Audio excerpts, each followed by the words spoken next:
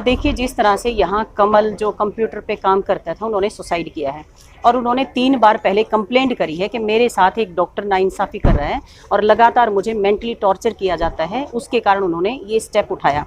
मैं सीएमओ साहब से रिक्वेस्ट करना चाहती हूँ कि इसमें सख्त कार्रवाई की जाए और एसपी साहब से मेरी डिमांड है, क्योंकि 4 दिन से लगातार ये लोग बैठे हैं और ये डिमांड यही कर रहे हैं कि अब तक उनकी गिरफ्तारी नहीं हुई है, गिरफ्तारी होनी चाहिए और मेरी यही डिमांड है कि गिरफ्तारी होनी चाहिए। अगर ये गिरफ्तारी नहीं होती है तो हम सर्व जातीय सर्वखाप महिला महापंचायत का संगठन एसपी साहब से मिलेंगे, विद साहब से मिलेंगे और अगर उनकी गिरफ्तारी नहीं होती तो चाहे बेशक हमें सीएम साहब से भी मिलना पड़े, क्योंकि एक पुरुष जिसको इस लेवल तक टॉर्चर किया जाता है कि वो स्टेप मतलब ऐसा स्टेप उठाते हैं जिसको कभी कोई कल्पना भी नहीं कर सकता।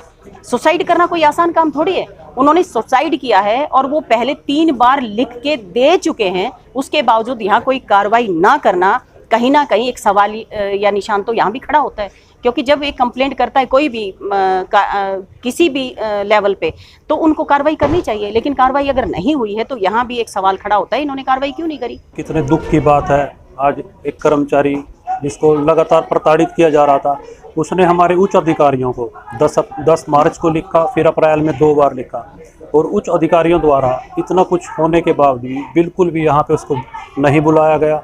कोई कार्रवाई उनको बिठा के कम से कम अगर कर्मचारियों से आपस में बात करते कुछ ना कुछ हल के निकल के आता, आज इतनी बड़ी समस्या हमारे सामने नहीं आती।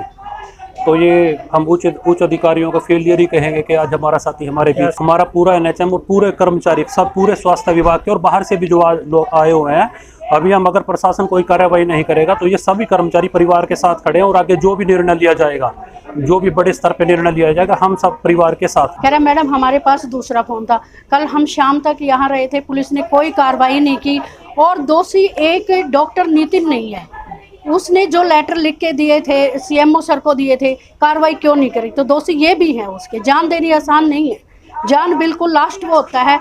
डॉक्टर साई को भी उन्होंने लेटर दिया था, रिमाइंडेड दिया था 8/4 को दिया था, उन्होंने भी कोई कार्रवाई नहीं, कुछ कोई कार्रवाई नहीं हुई जी। अगर कार्रवाई होती तो जान ना जाती बच्चे की। और इसका एक बड़ा भाई है, वो मेंटल डिस्टर्ब है, बाप है वो, माँ इसके है नहीं, बाप है वो शुगर का मरीज है, बूढ़ा है और घर में कोई भी कमाने वाला इसका, हाँ उसकी नौकरी की बिल्कुल और मुआवजा दिलाए प्रशासन की तरफ से 50 लाख। और जब तक दोषी को गिरफ्तार नहीं किया जाता तब तक हम हिलने वाले नहीं। अभी तक कोई कार्रवाई नहीं की गई।